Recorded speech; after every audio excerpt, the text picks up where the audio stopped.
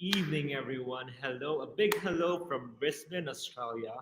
My name is Rocky Guzman. I'm the Deputy Director of the Asian Research Institute for Environmental Law, and we are now here live at Brisbane, Australia at the Queensland University of Technology for the IUCN Academy of Environmental Law Colloquium. Now, this colloquium is very special because it's the 19th colloquium. Yes, that's right. It's the 19th colloquium with the theme Reimagining Environmental Law. And I'm honored with the presence of the chair of the organizing committee of the colloquium from the host university, Queensland University of Technology. We have Professor Amanda Kennedy here to talk us more about what's happening here in Brisbane and what is her vision of environmental law in the region and the world. All right. So without further ado, let me start. Amanda, so what is the IUCN Academy of Environmental Law and what is this colloquium that we're here? Okay, so the IUCN Academy of Environmental Law is a global network of environmental law scholars. It was established almost 20 years ago this year, and it brings together legal academics, but more than that, of course, other scholars with an interest in advancing environmental law from all around the world. And the colloquia are really the key vehicle through which we can connect and collaborate and share ideas and really get a sense of how we might improve environmental law. And so this colloquia in particular is the first one we've been able to hold in person since 2019, where our last colloquium was held in Kuala Lumpur. And we were able to hold an online version last year. So this year it's a hybrid event. So we're in person in Brisbane as well as online for those who aren't able to be here. Right, so this is the first hybrid event since 2019. Well, it's the first ever hybrid event, but that the Academy has held for members to connect either in person or online. So we're managing that. It's a bit of an experiment, but I think so far so good. But it's certainly the first in-person event that we've held since 2019. And how is it going? Like the colloquium, it's the first day, I believe. Day one today, it's been good. I mean, we've had to manage a variety of different time zones, and I think credit is due to all the participants for committing, particularly those who are not here in Brisbane, for committing to get up really early or to stay up quite late and to participate and interact in the sessions. So even if it's hybrid, there are participants from all over the world. Yeah, so across different time zones. Yeah, we started our first plenary session this morning. We had a speaker there from Canada, Professor Jeffrey Garver, who was speaking about environmental rights and more than human futures and so on. And I think this afternoon we finished with speakers. One of our speakers was based in Africa. So again, we've had speakers from all over the globe. Right. Congratulations. This is the first day. It's been a huge success, and we still have 4 days to go. It will be until when? 3 more days to go. Okay, we finish up on Friday. Right. So it'll be a 4-day event here in Brisbane in the Queensland University of Technology. Now, Amanda, I just want to, because like the theme for this colloquium is reimagining environmental law. And for you, like, what does your imagination of environmental law look like? Could you give us a picture of how that looks like? That's a really tricky question to answer. I think probably the easiest place to start is to say what prompted us to go with this theme in the first place. And I think we started from the recognition that business as usual, what we have been doing in terms of environmental law is clearly not working. We know all of the indicators are suggesting that that we've lost ground. We've lost significant ground in terms of the health of our environment. So what we've been doing in terms of our environmental law and our approaches to regulating development and so on is clearly not working in the benefit of the environment. So we thought this would be a good theme to really push people towards their or outside of their comfort zone, I should say, to try and break away from the mold of doing what they've always done and to maybe experiment with some new approaches. So the theme, like the underlying theme, where there's so many possibilities with recovery and regeneration, right, with the IUCN colloquium, and like everyone's coming here with the new normal, right? Yeah. And I think obviously the pandemic provides a really interesting prompt to rethink things as well, and that's of course created its own challenges and has arisen out of environmental challenges. So again, a lot of food for thought for a few days. Yeah. It'll be a good 4-day or a week in Brisbane for this. And of course, we started actually on Monday with a research workshop. So that was the first part of the colloquium, where we had a focus on non-doctrinal research methods. So that was, I guess, the first part of pushing outside of those boundaries of what environmental law perhaps looks like, and to start thinking about how do we even engage in research about environmental law. So thinking of it as something that maybe moves outside of our comfort zone in terms of undertaking doctrinal research. So can we look at methods from other disciplines, or can we build new ones? It's great to have this unique setup. It's hybrid. It's the first time we're ever doing this, so it's great to meet other people as well. Yeah. After a very long time. So Amanda, what are you expecting from this conference, from this colloquium? Could you please tell us?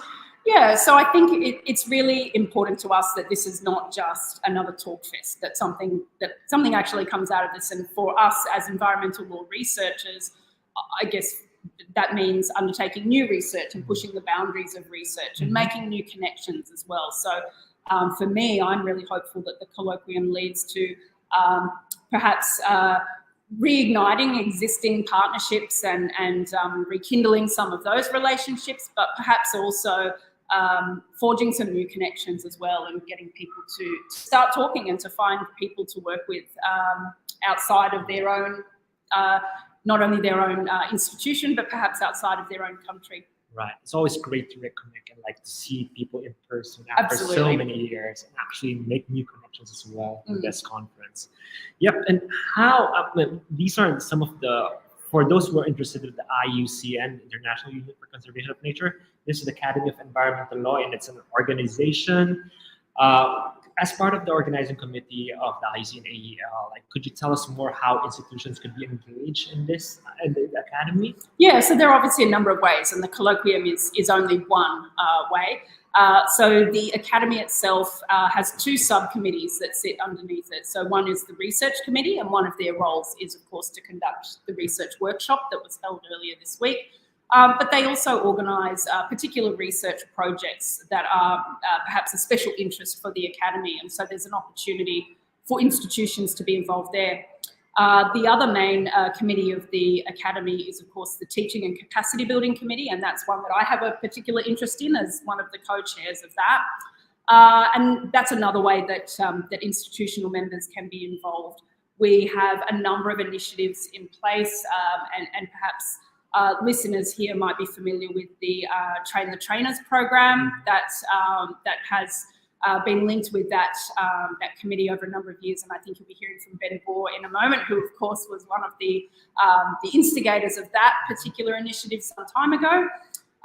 So we have programs like that. We conduct a teaching workshop annually, as well as other seminars that colleagues and members are able to link into to strengthen their teaching practice of environmental law. And I guess the philosophy there is that with enhancing institutional members' teaching capacity, we can improve how environmental law is taught and hopefully inspire the next generation of environmental lawyers. So there's a lot of ways to get involved with the Absolutely. Of environmental law. Okay, that's great to hear. And lastly, I saw a lot of students here in the academy, the colloquium right now. And could you tell us more how individuals, how students interested, anyone who's interested actually in environmental law can get involved in the academy, and how they can help each other in advancing environmental law? Yeah, I mean, again, the colloquium is obviously a very convenient way for people to be involved and for students. So at this particular colloquium, we have a dedicated student panel where our students are coming to present some of their work. And I will just note one of our students who won a national essay prize is going to be presenting, so that's quite exciting. So there are definitely opportunities for students to come and really cut their teeth, as you might say, in terms of having that exposure to research and to presenting. But there are other ways, of course, that students can be involved, again, through the work of either the Teaching and Capacity Building Committee or the Research Committee, and just keeping an eye out for different initiatives that the Academy is working on. Okay, great. So you've heard that there are so many channels of engaging with the IUCN, either as institutions and either as individuals as well. All right, thank you very much, Thank Professor you. Amanda Kennedy, the chair of the organizing committee of the IUCN Academy of Environmental Law, for all your insights, and congratulations on the first day of the colloquium. And at this point, we now proceed to our next guest. We have with us here a very special guest, a very good friend of mine also. We have Chinti V, who is the Associate Director of the Pace University Environmental Law Program, and also a part of the Secretariat of the Environment of the IUCN AEL Colloquium. So hi, Chinti, how are you? Hi, How are you Rocky. feeling Glad to be here, and I'm very excited to be here. Great, great. So this is like we were together in the Glasgow IUCN AEL Colloquium, and how does it feel like to be here again after like so long? Oh my goodness, it's been wonderful. One of the reasons is because I got to see you again. It's So nice to see fantastic. you. No, it's been. I remember when I first went to Glasgow. That was my first colloquium that I ever went to, and I came away with this invigorated sense of community, because the environmental law academic community is so encouraging and so supportive, and there was so many interesting things that were happening, and I was completely enthralled by the whole concept of the colloquium. And so it was disappointing when the following couple of years later that we couldn't do it in person, and COVID impacted that. But I am very glad to be here, and I'm very glad that I got to meet up with my good friend again. There's really like great energy that's happening here. It's been so long since we've met in person, so it's a really great space to be in right now. And Chinti, like you are from Pace Law School, right? And it's been very engaged with the IUCN AEL. So what for you has been the experience with the Academy of Environmental Law throughout the years with Pace?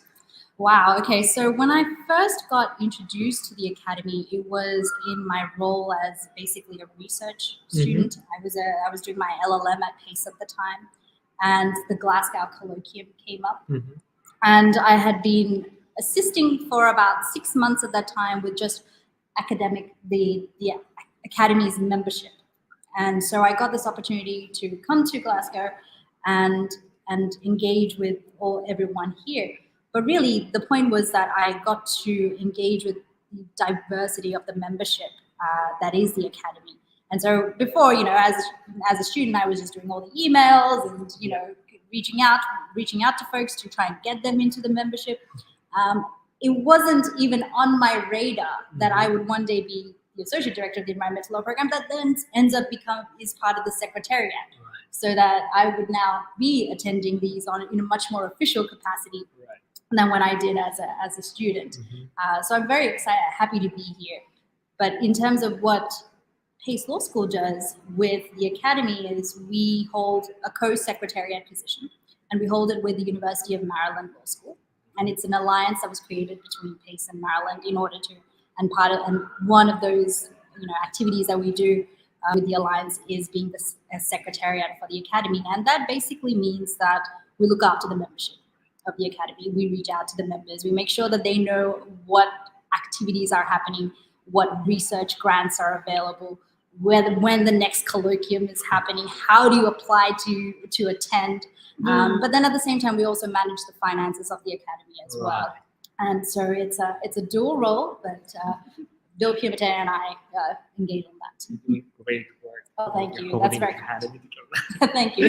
Yes, and very important work as well, because this is such a huge event. Like every year we have the IUCN Academy of Environmental Law, and I'm sure you do a lot of good work. I mean, very important work to keep this going. Like for years already. Like this is the 19th IUCN Academy of Environmental Law. Correct. Yes, there's a lot happening behind the scenes. Such a huge achievement, by the way. And I'm gonna ask you another question. Like same as Amanda. Like for you, because the theme is like reimagining environmental law, right? But for you, what does your imagination hold of environmental law? So I think I have like a serious one, and then I have like a bit of a naive, idealistic vision as well of what reimagining environmental law might be. So if I were to go seriously, I think one is moving away from the kind of like black and white, binary dichotomies that we have in how we deal with environmental law, to kind of move away from that and to see things in a much more holistic perspective. And we're already seeing that with the Academy. At this colloquium, especially the way we started it off. I think Amanda did a fantastic job in sort of setting up the scene where we are looking way beyond what environmental law has been to date and kind of looking to ecological law, looking at symbiotic law, and kind of seeing it in a much, and using Indigenous voices and bringing that into perspective. Right. So I think that's a really valuable kind of path for environmental law to go down in terms of what is the reimagining space. We've got to get beyond those binaries and start seeing it in a much more like holistic idea. The kind of more naive kind of idea that I guess I say it's naive in a sense, but is I think we need to bring more compassion into environmental law. And we can say that, environmental law is compassionate in its essence, in a sense. But I think in one way, if we start looking at environmental law and addressing it in compassion, with this idea of compassion towards others, towards other species, towards other, just any kind of sentient being, yes, you end up looking at marginalized communities. You end up looking at vulnerable communities, and you think about the Indigenous voices without even having to be forced to do it. It just happens because you are coming from a perspective of compassion for another person. It also, I think, takes away some of the ego that comes with, I think, when we, as lawyers, you see it comes into play all the time. But if you're thinking in a compassionate way, I feel like you will discard some of that ego in the process. And so I that's my, really idealistic vision of environmental law, is that we will come to embracing environmental law in a very compassionate sense. Really great insights, actually. I feel you at so many levels. Really. It's only been the first day of the IUCN Academy of Environmental Law Colloquium. You've heard so many stuff, like great stuff about equity, like how to engage communities, like justice, like in the environmental space. So it's really great to be here to talk, to listen to all these great people working from all over the globe. So Chinti, so for this colloquium specifically, like what are you expecting to get from this? All right. Well, you know what? It's funny that when Amanda responded, I had already had those ideas in my head myself. Really, one is rekindling former partnerships. Second is definitely forming new ones. I think we have an opportunity here because I see so many new scholars that are here today, and I've met all these new PhD students, and just making sure that they're part of the fold, bringing them in. They haven't even entered the point where they are academic, have full-time professor positions or anything like that. So making sure that when they do get those positions, that they feel like the academy is some place that they can come to. And if their institution is not part of the academy, for them to feel like they can encourage their institution to join us because they see value in it. I think that's part of it. And I think thirdly, I would like to say that I hope it, coming back to the colloquium, ends up being a force to kind of reinvigorate your own sense of passion in your own research and in your own scholarship. I think we've had so many difficult times in the last couple of years. People have lost family and friends at the same time while dealing with these isolating conditions. To have a sense of community, build that sense of community again, and find encouragement in each other. I think that's something that is really wonderful that the colloquium can foster. And I'd like to see that happen over the next few days. And I can feel it's happening. It's just the first day. It's so much energy happening here. And just for the last question before I let you go, Chinti, like, what is your vision? You've been engaged with the IUCN Academy for a long time now. What is your vision? I don't know if it's long compared to others. You've been here for a few years now. But what is your vision for the Academy? Please tell us. Sure. So I think this year I kind of did a bit of a stock take of looking at the membership. And right now we've got about 210 members, which is pretty awesome. And we've covered a good number of regions as well. At the same time, we're covering 63 countries. But there are a lot of countries that are missing there. There are a lot of regions that are underrepresented. And I think in terms of my time in the Secretariat, I'd really like to work on bringing in more countries, bringing more institutions that are from the developing states, or at least in the underrepresented regions, and making sure that we have a much more inclusive and diverse community. And I think me being, I have a Sri Lankan background, but then I grew up in Australia, I work in the US, I have this kind of like ability to kind of, have my foot in many different regions, and I'm hoping that that might be one way of trying to get more members to join our fold and kind of see the value that we bring. So yes, that would be one of my main goals for the Academy, to become more diverse and inclusive. We look forward to that goal being achieved very soon. Thank you, Rocky. Thank you very much, Thank you. Chinti, my good friend Chinti, who's coming here from Brisbane, and Thank you you. very much for joining us. And now we are at this point gonna interview our next guest, who is a very special guest because he's been involved with the Academy for quite some time now. We are honored to have here in this Seeds of Justice episode, Professor Ben Bohr, who is the Professor Emeritus from the University of Sydney, like really an institution in environmental law. Hi, Professor Ben, how are you? I'm very fine, thank you, Rocky. It's great to see you again. Great to see you. Except, Rocky and I only have met online before. And that is the story of COVID in the last 3 years. It's it's great to see Professor Ben, because I've only seen him online for the past 2 years. And that applies to everyone, actually, almost everyone in this forum. It's so surreal to see everyone in person in this hybrid event.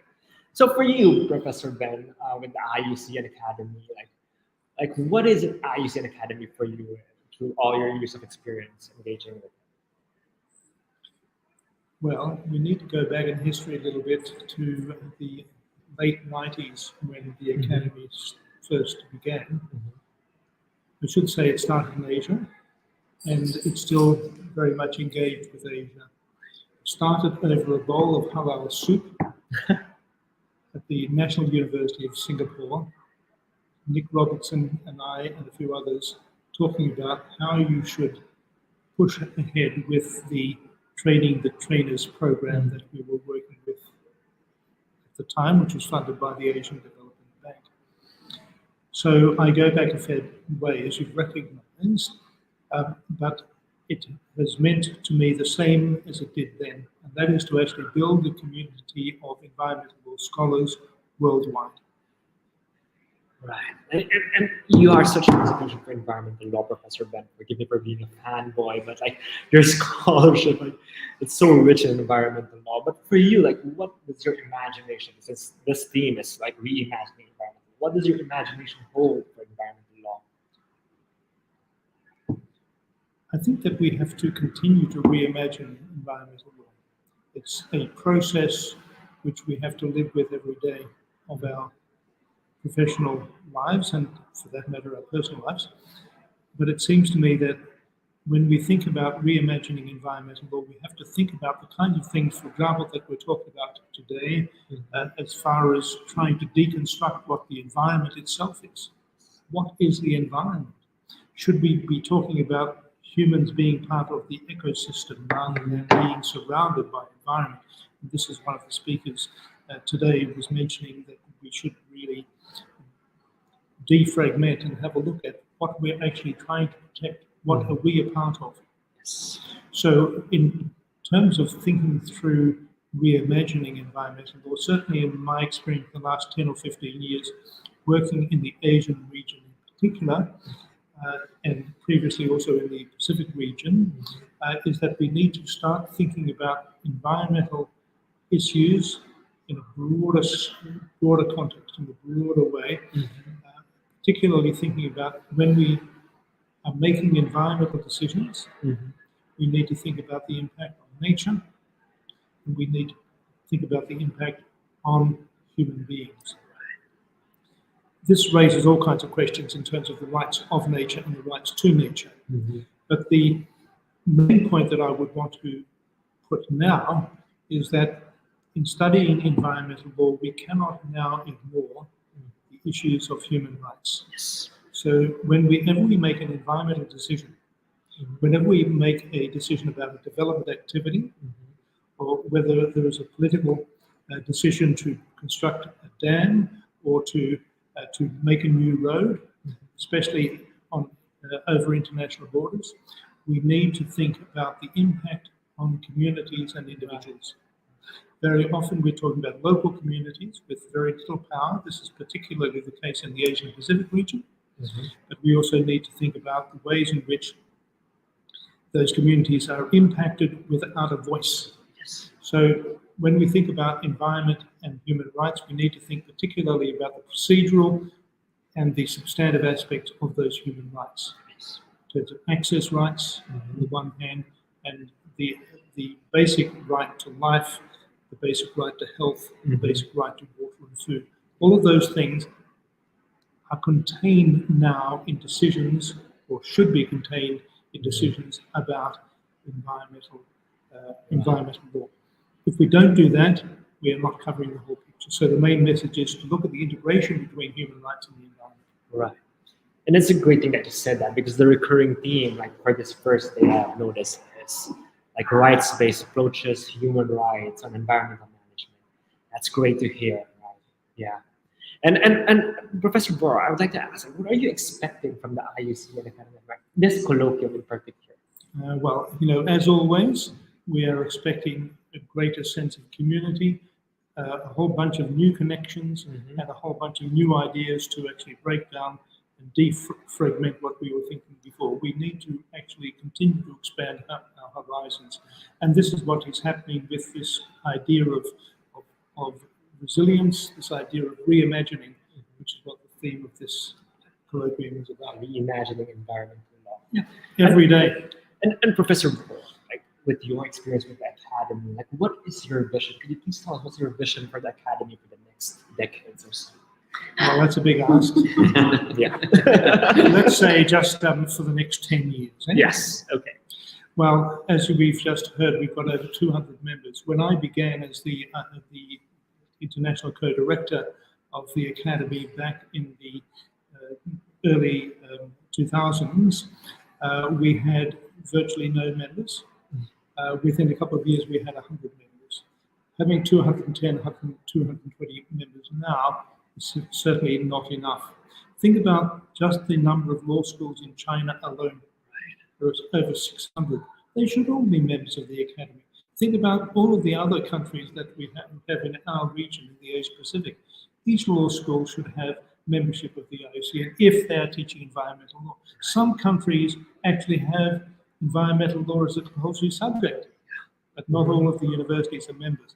So in terms of what the academy can offer in terms of research programs, in terms of teacher training, all of them should be members. So my vision would be expanding that from, let's say, 200 in the next years to 1,000 law schools. All right. Yes. Because that is when you start to be effective. I would love to see 1,000 law schools in the academy, and that like connects with the theme of this colloquium, which is reimagining, rethinking, refocusing again on how we approach environmental law. Yeah. Thank you to Professor Ben Bohr for all these insights from all your experience in the academy. Thank you very much. Thank you, Rocky. That was Professor Ben Bohr. We are really honored to have him as a third guest for the Seeds of Justice episode. And as we wrap up, we have our last guest, which is very special. May I please call on our last guest?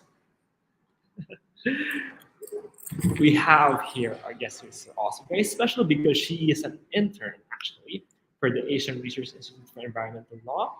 So she is from the University of Akron in Ohio. Jasmine and is here. How are you feeling, Jasmine? Nervous. I feel good though. I feel great. How are you feeling? This is Happy the to be first here. day. There's so much energy, like good energy coming through. Like in Yeah, this colloquium. it definitely makes it a little bit easier. Everyone's very nice and friendly and intelligent. So What has been your experience in this first day? I feel like I've learned so much. There's lots of different perspectives, not on just the different areas of environmental law, but also all the different countries that are being represented here. And it's also interesting to see the similarities between issues in different regions, as well as the differences as well. And you know, the theme, like we've been repeating the theme again and again, it's reimagining environmental law. And for you as a student and your background and as an intern, from the US who's coming to the Asia Pacific region. Like, how do you imagine environment? To reimagine it, I would want to hopefully see it in the future embedded in a lot of different areas of not just like lawyers and activists that care, but everyone between individuals to companies to corporations to governments, just on a broader scale and implemented in all fields of law, human rights, ecological, like the symbiotic different areas that we were talking about earlier in the colloquium as well. And I imagine you're learning so much because there are so many scholars here all over, not just in Australia, but all across the globe. How has that been for you for the first day? Like, what are you expecting for the next few days with what you've experienced today? I expect more of the same. I expect a lot of different perspectives. I expect to learn a lot more. I think today was just the surface. And knowing what you know now, Sandra, like what is your vision for the academy as a student and like in the future as well? Yeah, I think hopefully that it'll expand at whatever rate that it will naturally expand. Obviously, having thousands and thousands of members would be great, but I think it's as long as it stays expanding, that's what's important. As long as people are interested and we're reaching out to people everywhere and getting a diverse group of people as well is very important. And I'm looking forward to seeing you in more environment IUCN AEL colloquia in the future. Right, Sandu? Yes. Jasmine. All right, that's great. All right, thank you very much, Jasmine Sandu. That was Jasmine, who is an intern of the Asian Research Institute for Environmental Law. And she's our last guest, and I'm honored really to have interviewed all of our guests tonight. That was Amanda Kennedy, Chinti V, Professor Ben Bohr, and Jasmine Sandu. And thank you so much for your time and for all your insights. And we now wrap up. This is the first day of the IUCN AEL Colloquium, and we're looking forward to 3 more days of this exciting time and this new normal here in Brisbane, Australia, from the Queensland University of Technology. So again, thank you, Jasmine. Thank you, everyone. This has been Rocky Guzman from the Asian Research Institute for Environmental Law, and this was the first episode of the new season of the Seeds of Justice of Ariel. And nice to see you all, and see you all in the next one. Thank you. Bye-bye.